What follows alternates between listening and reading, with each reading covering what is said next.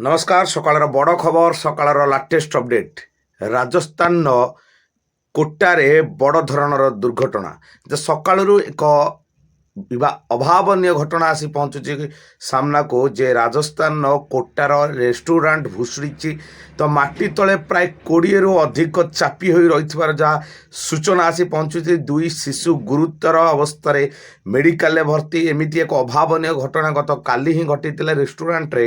Quota ରାଜସ୍ଥାନର quota ଅଞ୍ଚଳରେ ଏକ ରେଷ୍ଟୁରାଣ୍ଟ ଥିଲା, ଯେଉଁ ରେଷ୍ଟୁରାଣ୍ଟର ଏପର୍ଯ୍ୟନ୍ତ ପରିଚୟ ମିଳିପାରୁନାହିଁ ଯେହେତୁ ମାଟି ତଳେ ପୋତି ହୋଇଯାଇଛି। କିନ୍ତୁ ଯାହା କୁହାଯାଉଛି ଏହା ଗୋଟେ ଘରୋଇ ହୋଟେଲ। ଆଉ ସମ୍ପୂର୍ଣ୍ଣ ଭାବରେ ଯଦି ଦେଖିବା, ଖାଉଥିବା ସମୟରେ ହିଁ ଲୋକ ଏମିତି ଏକ ଦୁର୍ଘଟଣା ଘଟିଥିଲା। ସମ୍ପୂର୍ଣ୍ଣ ରେଷ୍ଟୁରାଣ୍ଟଟି ଚାପି ହୋଇଯାଇଥିଲା। ମାଟି ତଳେ ଅନେକ ଲୋକ ପୋତି ହୋଇଥିଲେ, ମାକ୍ସିମମ୍ 20ରୁ ଅଧିକ ପୋତି ହୋଇଥିବାର ଯାହା ସୂଚନା ମିଳୁଛି। 2 ଜଣ ଶିଶୁ ଗୁରୁତର ଅବସ୍ଥାରେ ଉଦ୍ଧାର ହୋଇଛି। ଏବେ ବି ରେସ୍କ୍ୟୁ ଅପରେସନ୍ ଜାରି ରହୁଛି।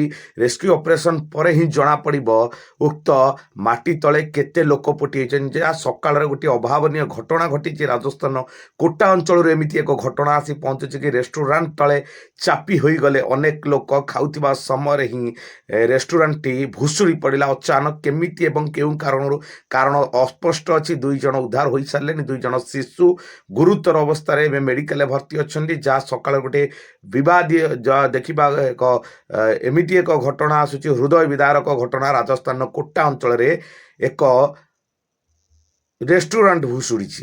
ସକାଳର ବଡ଼ ଖବର, ସକାଳର ଲାଟେଷ୍ଟ ଅପଡେଟ୍।